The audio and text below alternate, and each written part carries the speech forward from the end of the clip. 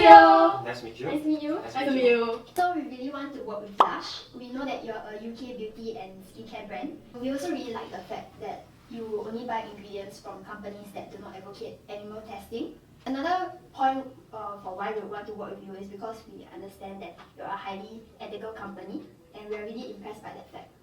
Something that we find really interesting is that you guys have a notable project called Sustainable Lush Fund, otherwise known as Slush. So we understand that Slush assists farmers with farm startups and permaculture education.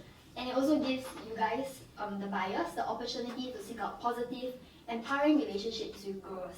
And at the same time, you get to maintain sustainable practices and create fair wages and working conditions for your workers. We think that this is really impressive.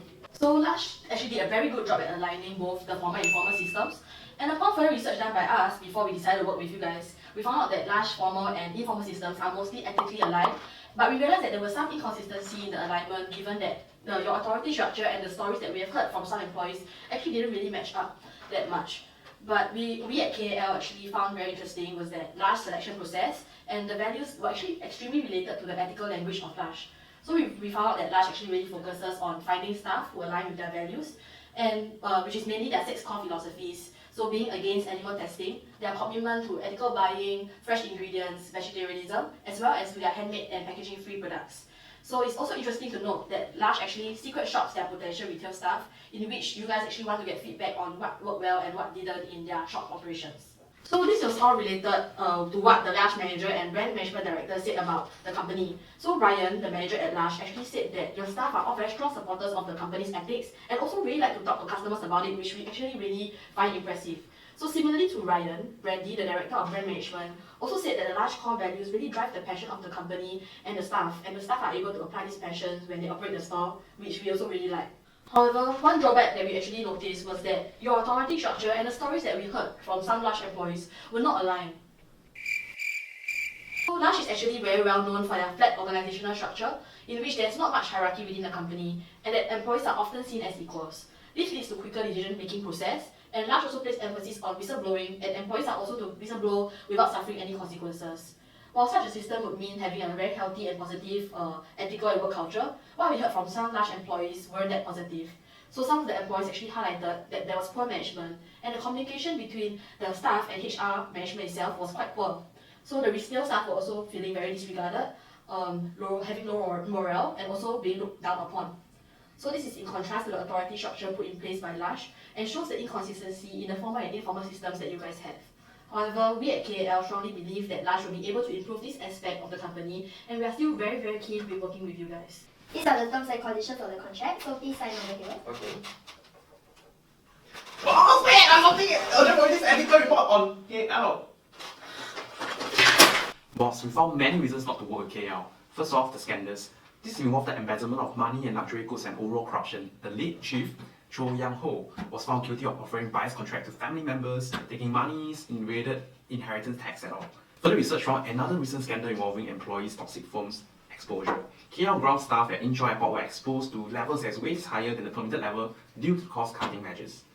Further analysis on our ethical framework identified that they are misaligned ethically on many dimensions.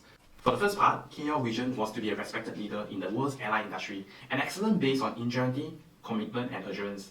Yet, the selection of the executive's leadership portrays several ethical gaps. The toxic Shaebo dynasty, where Walter, Emily, and Heather, who are the Cho family brothers and sisters, were all in charge of Korean Airlines. They are the executive members, and there's also the opaque whistleblowing policy, where whistleblowers are demoted and ostracized. Yet, those being whistleblowed continue to serve in the community simply because of their bloodline. Ultimately, this culminated in a culture of fear, of zero autonomy, and miscommunication. Secondly, despite having a charter of ethics and whistleblowing programs in line with internal and compliance control, the client nature problem is the external gatekeepers and CEO are the same person. So, along with nepotism, it goes against the very charter of ethics itself. This is coupled with the top-down authority structure which hinders communication. And lastly, all these are further accentuated with their informal system where it's a norm to be ostracized after whistleblowing. There's no formal channels of communication and discussion, and in fact, business malpractice is actually very, very common among the chaebols in Korea itself. Not surprising, stories like the nut rage and water rage involving the sisters, alongside with other assaults, continue to play an informal narrative behind the KAL staff's inability to voice out. Do we really want to associate ourselves with such a company?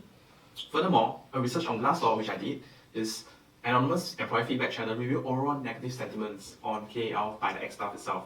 Hence, with the above, we strongly believe that we should not work with KAL at all.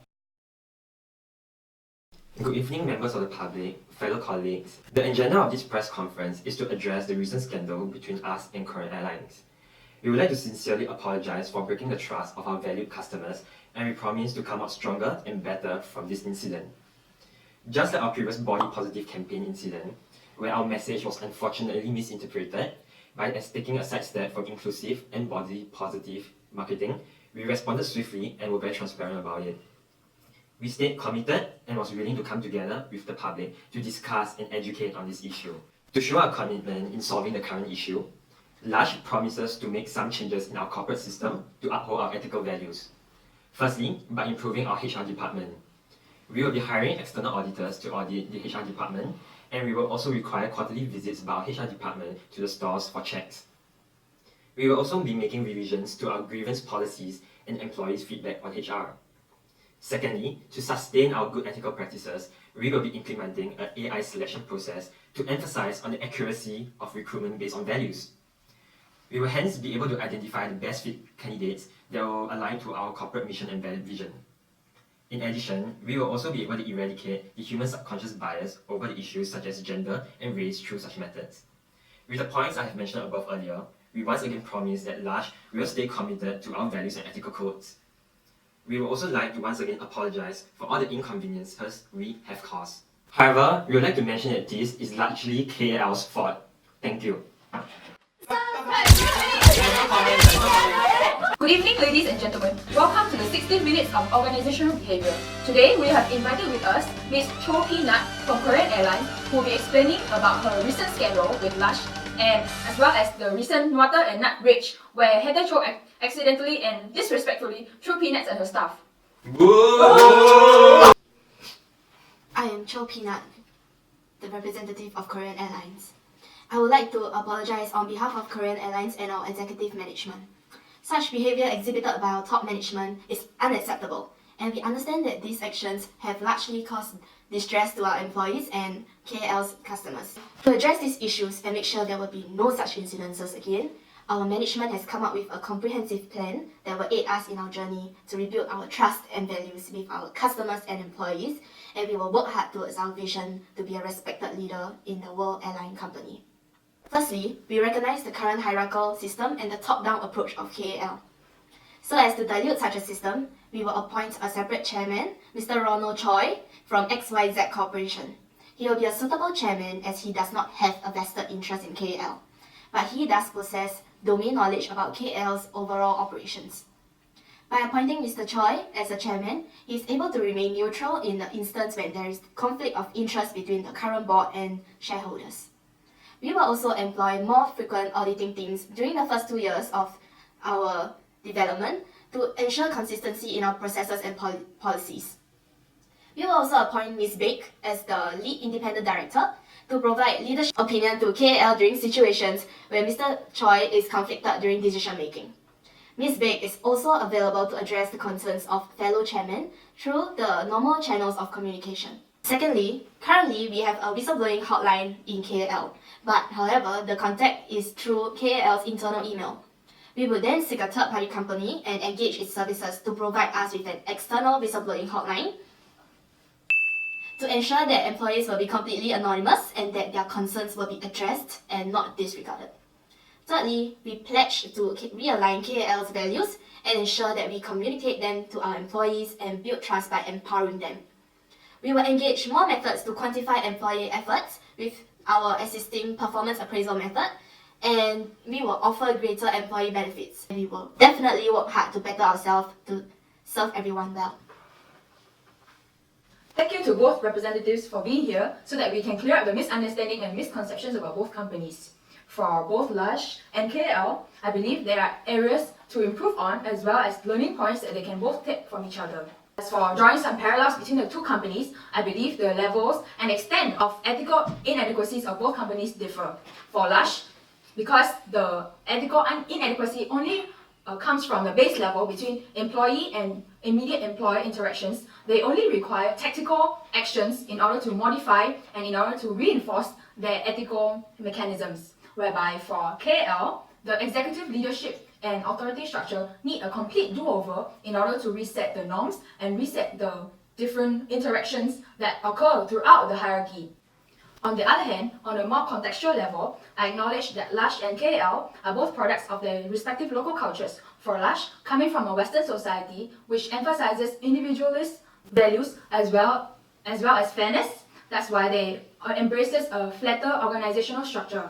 However, for KL, being from an Asian society where they still emphasizes hierarchy as well as experience, KL embraces a more traditional and conservative family business structure.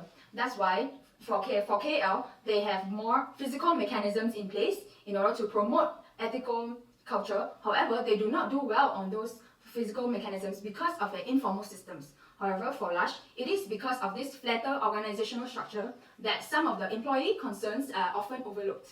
And lastly, I would like to offer some learning points that both companies can take from each other. For Lush, it can learn from KL's crisis communications management, whereby there would be no knee-jerk reaction and responses when the media exposes bad things about the company, as well as a more standardized HR policies where employee concerns are listened and taken into account in a more organized and systematic level.